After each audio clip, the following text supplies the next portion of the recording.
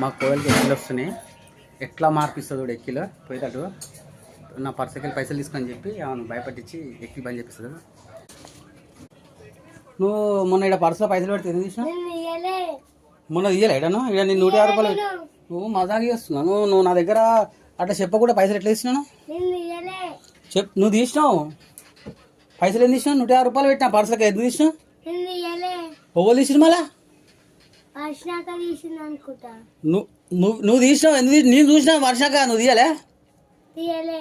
నాకు తెలుసు. ఏం తెలుసు చెప్పు. ఏం తెలుసు నీకు? ఎక్కిలు వస్తున్నాయని నువ్వు అట్లా వద్దలేపిను. నీకో చెప్పిరా? నీకు ఓ చెప్పిరు చెప్పు. ఓ చెప్పిరు చెప్పు. ఓ చెప్పిరు నీకే తెలుసు మళ్ళా.